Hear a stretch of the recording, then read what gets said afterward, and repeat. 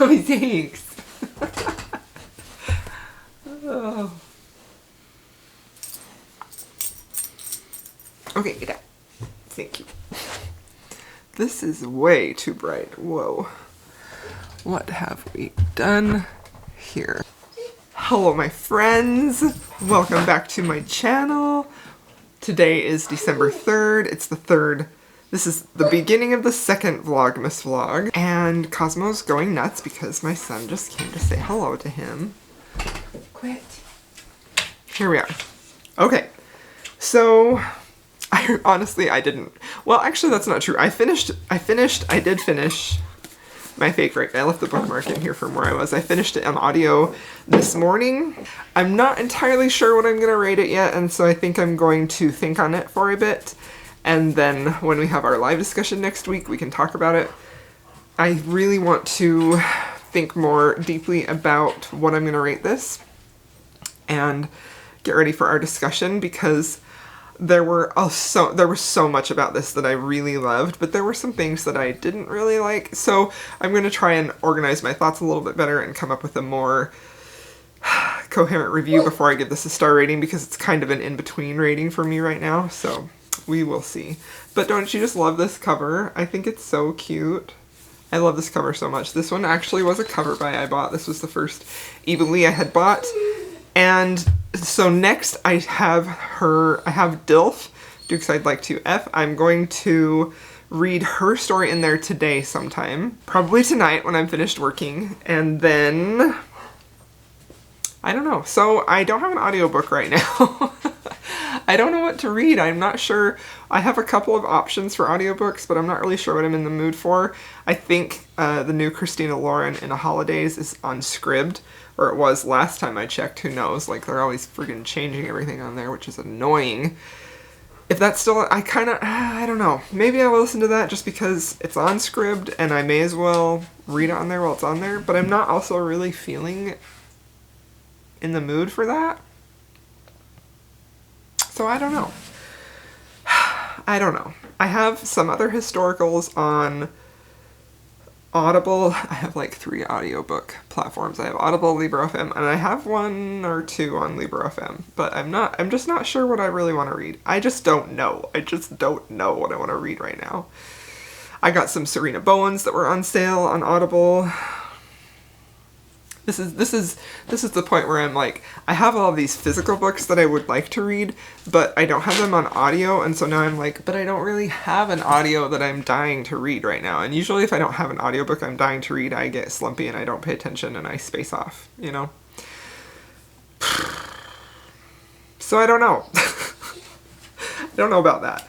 Update on this is nothing. I haven't read any further in this. After I finished listening to My Fake Rake last night, I did stay up and read my ebook, The E-Arc of When a Rogue Meets His Match by Elizabeth Hoyt, and I am loving that so much. This is a historical romance, and it is basically, this is the second book in her new series, the Grey Court series. This is about, oh my gosh, the character names. Y'all know I always forget. When I come on camera, names leave my head. Let's see if we can find their names. The funny thing this time is I was like saying them in my head. I'm like, I think it's Messalina and Gideon, and then I thought, no, that's not right. I was right. So this is Messalina and Gideon. Messalina is a lady, and her uncle is sort of like the villain of the whole series, and Gideon works for her uncle. He sort of was one of those type of heroes who works his way up from like nothing. We don't really know much about his background, but it sounds like it wasn't favorable, to say the least. And so he is doing jobs for the uncle that are unsavory. And he has finally worked out a bargain to be free from him and have enough money and income and status to have a good place in society. But he has to do one last job for the uncle, and it is a doozy of a job. But if he does this last job, I can't tell you because it would be a spoiler, then Messalina, he will get to marry Messalina. So it's a forced marriage, and they also have this bargain in the beginning of their marriage where, like, Messalina and Gideon have agreed that he will not touch her until she asks him to, or until a month has passed. So That's always fun and interesting. So I am really loving that a whole lot. I love Elizabeth Hoyt. I think she's just fantastic. I really like that a lot. So that's the ebook that I'm reading. I picked that up and actually stayed up late reading that because I didn't want to stop reading it until I literally almost fell asleep. And I did not pick this up because I just kind of wasn't in the mood to read it, but also because by the time I was reading, the lights were off and it was dark, and so I didn't want to turn a lamp on to read this, so I just read on my Kindle, which is backlit, which is always nice. So those are the books I'm reading, the updates on the books I'm reading. I just don't know what to do about an audiobook. I don't want to commit to something and then change my mind. We'll see. So yeah, definitely gonna pick up Eva's story in Dilft sometime today, so that will be good. Now it's time for our tea tasting. Today's flavor is lemon, ginger, and manuka honey. It says a welcoming cup of spicy sweet bliss. It definitely smells herby. Let's see.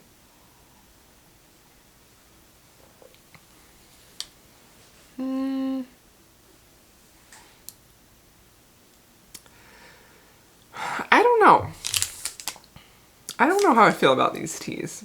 This again was like, this has licorice root in it. Freaking, I didn't know all of these had licorice root in them. You can definitely taste it. Like, this tastes, and I don't mean this in a bad way. This is the only way I know how to describe it. This tastes the way walking into like a natural health food store smells. Like, you know, when you walk into one of those stores and they have like a very herby medicinal smell. That's what this tastes like to me. It's not bad, but it's not necessarily something I would want to drink every day. You know what I mean? So this was interesting. It was interesting. That's all. That's all I have to say. All right. I keep rambling on in these clips and they get super long. So another full day of making sculptures and cooking dinner and working out. Like, that's literally all I do. I think I'm getting a HelloFresh order today. So if I do, I'll unbox it for you. Okay, bye!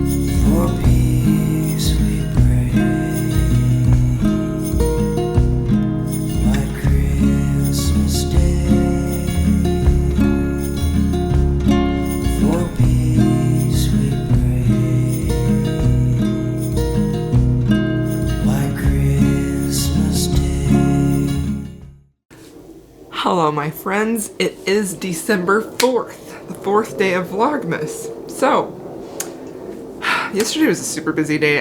I was gonna update you, and then I just didn't. Like, daily vlogging is hard. Like, honestly, it's hard also because I don't really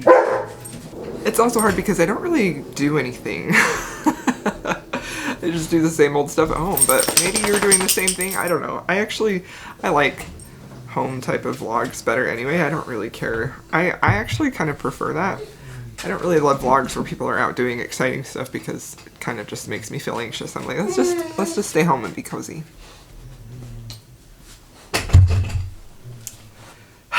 Look who's here. Don't touch those ponies. Hey. This is where you're supposed to look, right here. Look at the camera. See that face? It's such a nice face. He has been so needy lately. Do I not give you enough attention? I do, and you know it. I didn't put the minty lip gloss on today. So, yeah, today has been fun. I'm wearing one of my favorite pairs of leggings. Get down, sir. And I ripped a hole in them, so that was sad. Also, they're not made anymore, so I can't replace them. So I finally decided on an audiobook yesterday, and I decided to go with A Heart of Blood and Ashes. I bought this on audio. Honestly, the main reason I bought this is because I just knew there was no way I was going to have the time and the mental energy to dedicate to reading this physically at night after work. And honestly, like last night I worked until about 11:30 and I still am not done. I have 4 more sculptures to go. I got to do it today and I have to go get shipped. And I'm a little bit stressed out, but it's fine, everything's fine. But anyway, like I'm just worried about them getting there in time because shipping is kind of unpredictable right now, you know. Anyway, this time of year is kind of crazy, but especially because of COVID and everything. So, long story short, I got the audiobook for this and I started listening to it yesterday. When I started listening to this, I was at page like 50. And that was just when like a really important scene that this book is kind of famous for happened around there. And so I was really into it, but I was also like, this is not a boring book, I wouldn't say, for me. Like, I love fantasy. I haven't read such a in-depth fantasy in a really long time. Like, I really haven't. I haven't read a fantasy like this in a long time where you have to really focus a lot, for me anyway. Like, I feel like this book requires a ton of mental energy and focus to keep track of everything that's happening with the political world and the new creatures and how, like, because all of that, like, the politics in this is such a cool role, which it often is in fantasy, but it really is in this because that's like the whole driving force of the plot. That's why Madoc and Even, I am going to say her name wrong even though I know it's been pronounced. Even, I can't say it. The female heroine, Even, oh my gosh, I can't say it. Anyway, that's why they're all together. There's a huge political purpose for why they're even considering being married. And so, let me just tell you, I started listening to this yesterday, and I got so into this. Like, I'm so glad I did the audiobook for this, because it really helped me to stay in the story, you know? And that's one thing that I feel like can be intimidating with, like, this is a very big book, with fantasy books especially, is that sometimes it requires you to stay in that world mentally, you know? And if you get out of it, it can be hard to get back in. So the audiobook was super helpful for me because it allowed me to have time to stay in this world and get to really be immersed in it and know the characters and learn it. And so I just listened to it pretty much nonstop all day. I have 7 hours left. I'm this far into it, not quite halfway. And there was definitely a time when I was reading this. Probably, I'm on chapter 19 now, so probably around chapter 13. So that's still like 150 pages into it, where I was not quite sure how I felt about it, you know? I liked it.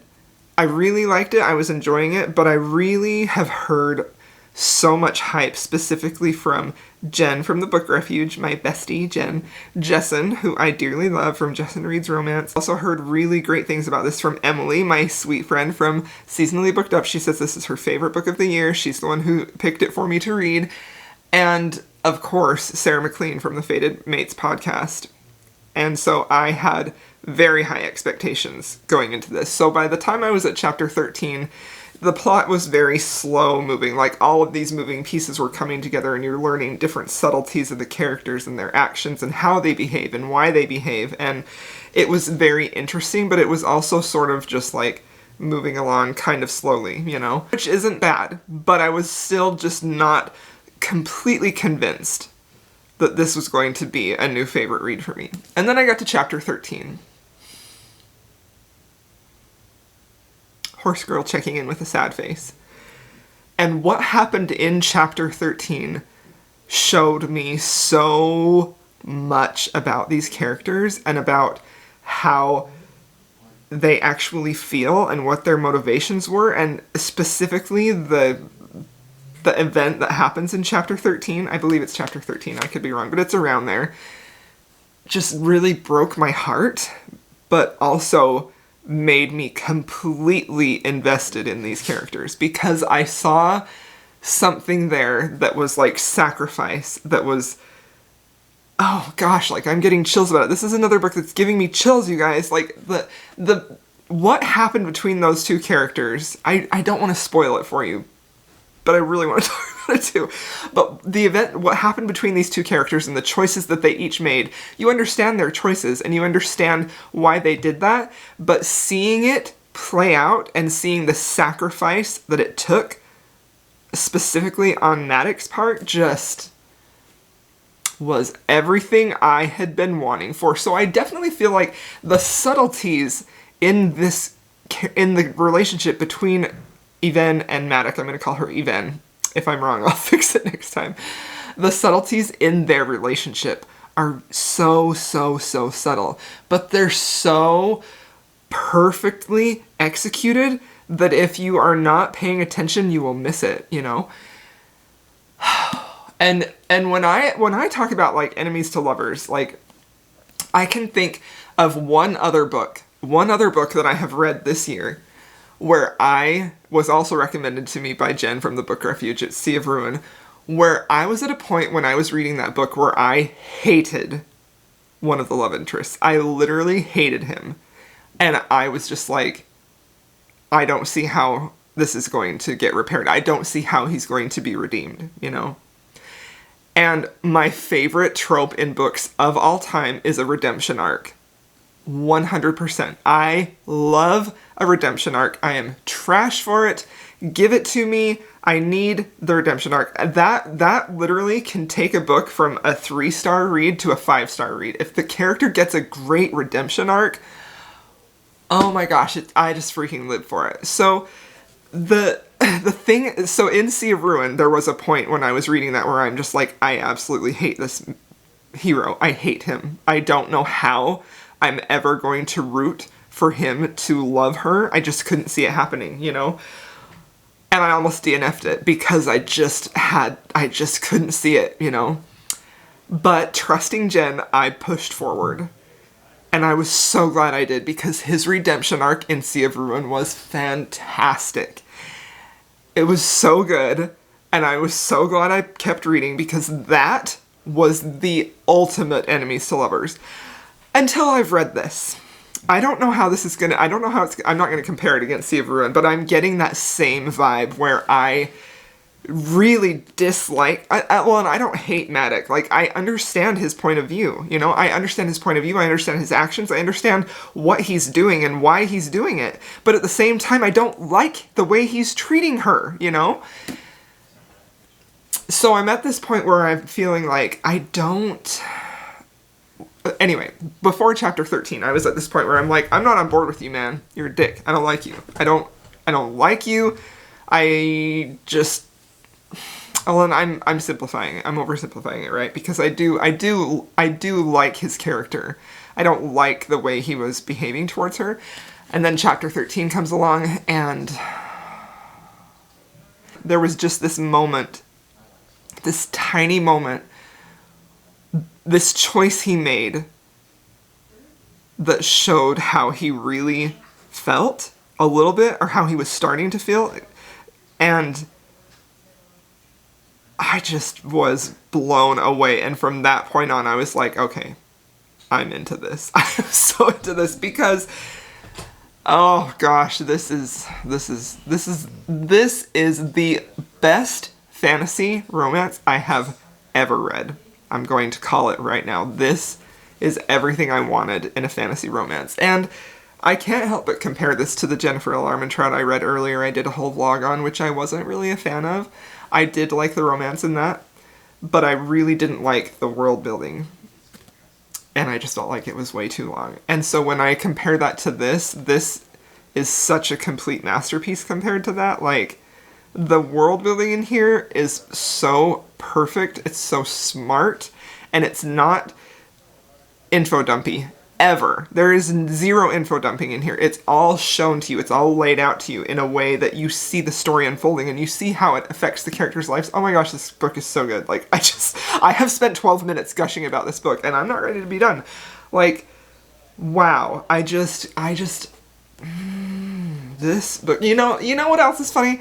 Is like, so I heard of this book before it was even published, and I think it was just published in January of this year. Am I right? It came out this year, February of 2020 is when this was published. And I believe it was in January when I heard Jess from Peace Love Books. She was talking about it and how she was so excited for it. And I was like, an adult fantasy romance? Yes, give it to me, please. And so I immediately went and pre-ordered it. And I got it. And I heard a few reviews here and there, people saying that it was too much like Game of Thrones, that the fantasy was too dense, that the love story wasn't really there, and so I put it off and didn't read it. And then I heard chatter just recently from people who started reading it, you know, and loving it. And so it came back on my radar, and Jen specifically was like, you gotta read that book. You gotta read that book. And so she's already finished. I'm super behind our buddy read. But oh my gosh, this is so good. This is fantastic. It's brutal, and it doesn't hold back at all. It's very brutal, and it's very harsh. And I know everyone talks about, or the people I've heard about talk about Yvonne, and how she is such an incredible female character, and she 100% is. Like, she is so broken, but so strong still. Like, she has so much inner strength, and she is just I don't know, like, it's fantastic. I was not prepared. Like, I went into this with high expectations, but when I started reading it, I was like, I don't know if it's gonna hit me the way I want it to. And then it did. But it's very, like, it's a really subtle way that it hits you, you know? Like, I don't know. It's perfection. It's fantastic. It's just everything I ever wanted. It's so freaking good, you guys. Like, wow. But again, I will say, like, it has required a lot of focus and a lot of mental energy, much more than what I've been reading recently, like, but I still just love the heck out of it. It's just so good. So yeah, I'm definitely into this. I'm gonna keep listening to it throughout the day. You know what I have to do with my work. I gotta get that done for sure. And then hopefully tonight we will taste the holiday chocolates I bought. We haven't tasted those yet. I want to. So that's all I'm going to say for now. I have this tea that I made for my tea advent calendar. Today was English breakfast, and I just tossed it out because I don't drink that. So I instead did my rooibos herbal tea. I definitely prefer herbal tea. I don't really like the other regular tea, so I have rooibos organic rooibos tea in here. Just with a little stevia. It's super good. I don't know why I did a taste test for you, because it's literally just like plain boring tea, but it's just, I don't know, it's just my favorite. The kind that I just got, I showed the box, I think it actually is sourced from Africa, and it is fantastic. It is so good. Like, I bought it to use as a base to make my own chai tea, but I haven't figured out the spices on my own chai yet, and so I just drink it plain, and it's just freaking delightful. So this is my current favorite tea. It wasn't in my tea advent calendar, because I just tossed the English breakfast, because I'm not a fan of that. But, alright, so there we go. This was a super long clip. I'm sorry. I hope you enjoyed the gushing. I'll take you along with me on my day. We'll see what we can find that's fun to film.